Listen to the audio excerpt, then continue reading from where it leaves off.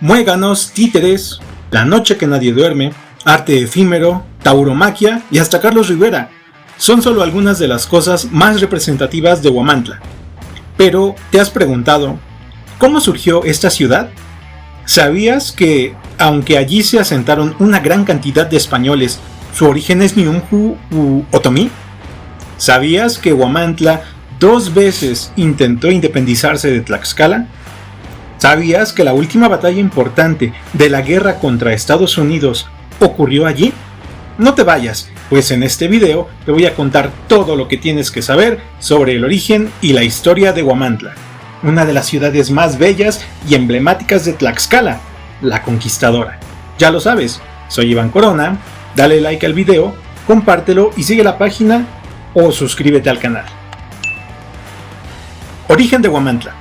Para conocer la historia de los habitantes de esta región, tenemos que consultar el Códice Huamantla, un documento pictográfico hecho a finales del siglo XVI por la etnia otomí o Ñumjú, en el que narran la historia de los habitantes del oriente tlaxcalteca. Allí se cuenta la historia de 2 grupos de la misma etnia, Ñumjú u otomí. Un primer grupo ya vivía en la zona desde hacía mucho tiempo y se cree que eran los descendientes de los olmecas xicalancas, quienes habitaron Cacaxtla hasta su caída alrededor del año 1000 después de Cristo. Después, los olmecas xicalancas que huyeron construyeron una fortaleza en el Cerro Cuauhtzin, pero en el año 1331 llegaron unas gentes desde el norte que hablaban náhuatl y eran feroces guerreros. Hablamos de los teochichimecas. Estos sitiaron la última fortaleza olmeca xicalanca y desterraron a sus habitantes para quedarse con su fortaleza, a la que renombraron como Texcalticpac o Tepeticpac. Sí, el que se conoció después como el primer Tlatocayotl o el primer señorío que dio origen a Tlaxcala. Los olmecas xicalancas se dispersaron y se fueron a vivir a la periferia de Tlaxcala, teniendo que obedecer a los teochichimecas, ahora conocidos como texcaltecas, por vivir en Texcalticpac. Con el tiempo, los descendientes de los olmecas xicalancas fueron llamados otomís, aunque ellos asimismos se llaman Ñumjú. Estos fueron los habitantes originales de la región de Huamantla. Ahora bien, no eran los únicos Ñumjú que allí habitaron, pues en el siglo XV emigró un segundo grupo Ñumjú desde Chiapan, en el actual Estado de México, que recorrió la cuenca del lago de Texcoco, pasando por Teotihuacán y otros lugares de la región hasta llegar a Atlangatepec, en Tlaxcala, en el año de 1486. Allí había un asentamiento Ñumjú que estaba sujeto a Tlaxcala y que debía defender sus fronteras. Por ello, cuando llegaron los Ñumjú de Chiapan, se enfrentaron a ellos en una feroz batalla. Finalmente, los tlaxcaltecas intervinieron y permitieron a los migrantes quedarse a vivir en Tlaxcala, con la condición de que también ayudaran a defender sus fronteras. Al nuevo grupo le dieron tierras en la zona oriente de Tlaxcala, los actuales municipios de Huamantla, Ixtenco, Coapiaxtla, Citlaltepec, Atlzayanca y otros más. Estos Ñumjú eran valiosos soldados y capitanes que destacaron por su fidelidad a los tlaxcaltecas, razón por la cual ascendieron en la jerarquía social y muchos nobles tlaxcaltecas casaron a sus hijas con ellos. La conquista y el virreinato. Cuando Hernán Cortés entró a territorio tlaxcalteca en 1519, los Ñumjú le hicieron frente en Tecoac, pero fueron derrotados por los europeos. Después de la alianza hispano-tlaxcalteca, los Ñumjú también participaron en la conquista de Tenochtitlán y de otras partes de Nueva España. Los tlaxcaltecas recibieron muchos privilegios de parte de la corona española, pero los Ñumjú no. Existe una leyenda que dice que los otomís acudieron al rey de España para solicitar una real cédula para fundar la ciudad de Huamantla, y hasta existe un supuesto lienzo de su fundación, pero historiadores como Charles Wright y Armando Díaz de la Mora han señalado que estos documentos son apócrifos y fueron hechos a finales del virreinato. ¿Por qué surgieron estos documentos falsos? Bueno, al parecer se debe a que entre Huamantla y Tlaxcala existió una fuerte rivalidad. La veremos pronto. Después de la conquista, toda la zona oriental de Tlaxcala pertenecía a Tizatlán, específicamente a los nobles del Altepetl de Atlihuetzilla. Los tlaxcaltecas crearon estancias de labor en esta zona y obligaron a los ñumju a vivir en estos pueblos, ya que ellos solían vivir en pequeñas comunidades muy separadas unas de otras. Así pues, la zona de Huamantla era una especie de feudo medieval, donde los nobles tlaxcaltecas de Atlihuetzilla eran los dueños de las tierras de labor y los ñumju eran la mano de obra. Del producto de la tierra tenían que pagar un tributo a los nobles tlaxcaltecas. Entre los primeros habitantes de Huamantla estuvieron la viuda del conquistador tlaxcalteca Axxotecatl y hasta Diego Muñoz Camargo, el historiador, tuvo tierras allí. Otro grupo muy interesado en las fértiles tierras de esta región eran los españoles. Así que, cuando las epidemias azotaron a los tlaxcaltecas, los europeos aprovecharon la oportunidad para comprar a precio de remate las tierras que empezaron a quedar deshabitadas. Aunque también hubo mercedes de tierra y casos en los que los españoles obligaban a los tlaxcaltecas a vender sus propiedades. Así se introdujeron los españoles a esa región.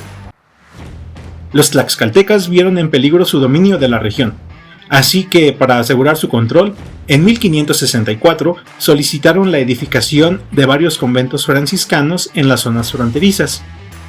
Los conventos convertían a los pueblos en los que se construían en pequeñas capitales regionales desde donde poder administrar y controlar a la población y sus recursos.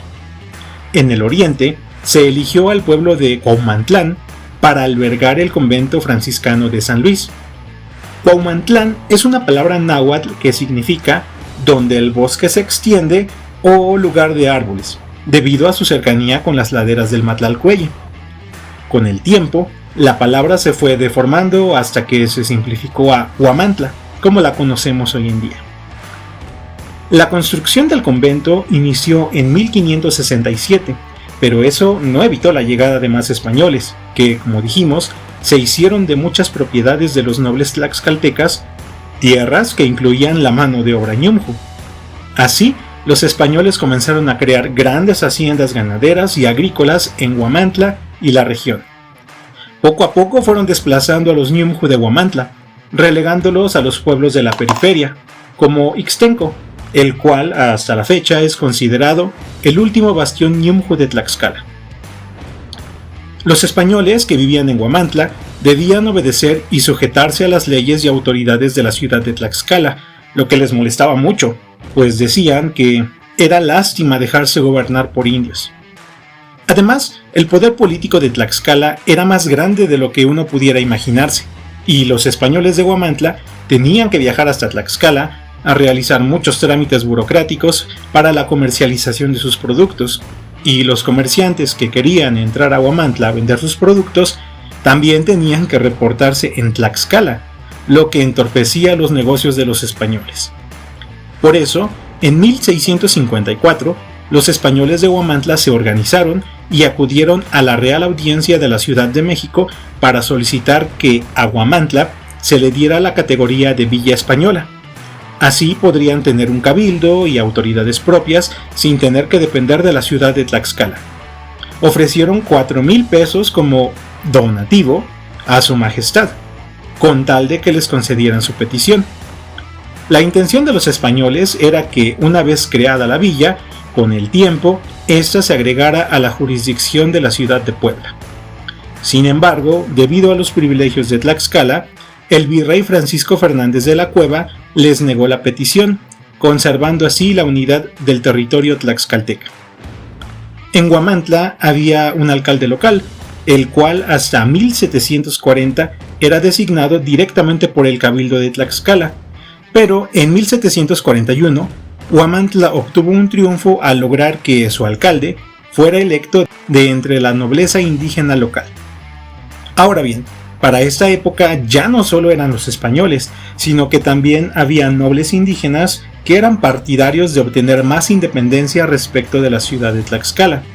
Así, en 1756, de nuevo, intentaron separar a Huamantla de Tlaxcala, aunque el proyecto no prosperó. Huamantla durante el México independiente. Ya para cuando México se independizó, Tlaxcala envió a José Miguel Guridi y Alcocer como diputado al Congreso Constituyente para la creación de la primera Constitución de México de 1824. En ella se consideraba a Tlaxcala como uno de los estados fundadores de México. Sin embargo, un grupo de guamantlecos de origen español que se negaban a continuar sujetos a la ciudad de Tlaxcala y, apoyados por autoridades de Puebla, abogaron ante el Congreso para que Tlaxcala se anexara a Puebla, alegando que era un estado muy pobre, aprovechando además que Tlaxcala ya no contaba con la protección de España. Así se inició una campaña de desprestigio contra Tlaxcala que dio origen al estigma de la traición por su alianza con los españoles. El Congreso, ante la división interna de la provincia, decidió revocar su decisión de darle a Tlaxcala el estatus de Estado libre, aunque no la anexó a Puebla como pretendían los guamantlecos y poblanos, sino que quedó en el limbo, con el estatus de territorio federal. Así, ambas partes quedaron conformes. Años más tarde, durante la intervención estadounidense, después de la batalla del castillo de Chapultepec, con la Ciudad de México ya en manos de los estadounidenses, Huamantla adquirió el título de heroica por su defensa del pueblo en contra de los invasores. En esta batalla murió el comandante del grupo guerrillero de los Rangers de Texas, Samuel Hamilton Walker. Los guamantlecos defendieron su pueblo con lo que tenían a la mano, acorralando a los invasores en la iglesia hasta que llegaron refuerzos estadounidenses. En represalia por la muerte de Walker, los invasores saquearon el pueblo. La rivalidad entre Huamantla y Tlaxcala se disipó en esta época y para 1856, y de forma irónica, fue un guamantleco de origen español, José Mariano Sánchez, quien ante el Congreso Constituyente de ese año logró que Tlaxcala finalmente fuera reconocida como un estado libre y soberano. Sin embargo, el estallido de la Guerra de Reforma llevó a los conservadores a decretar que Tlaxcala fuera denigrada nuevamente a territorio en 1858 y declararon a Huamantla como su capital, pero como perdieron la guerra, esto no duró mucho. Ya durante la intervención francesa en 1866, debido a que la ciudad de Tlaxcala fue ocupada por las fuerzas imperiales, el gobierno republicano trasladó temporalmente la capital del estado a Huamantla. La llegada del ferrocarril permitió a Huamantla comercializar sus productos con mayor facilidad en regiones más alejadas y de forma más rápida. Al ser una región de hacendados, Huamantla sufrió diversos asaltos de parte de los zapatistas durante la Revolución Mexicana, quienes obviamente se oponían a su poder. En la actualidad, Huamantla sigue siendo una de las ciudades más importantes de Tlaxcala, con una rica cultura y tradición. Su feria es una de las más importantes del estado, visitada por turistas nacionales e internacionales que vienen y disfrutan de la noche que nadie duerme, del arte efímero, las carreras de carcachas o de la polémica huamantlada, que es fruto de su fuerte herencia española. Sin duda, cada rincón de Tlaxcala tiene una historia digna de ser contada. Si te gustó el video, dale like, compártelo y sigue la página. Soy Iván Corona y esto es Tlaxcala la Conquistadora.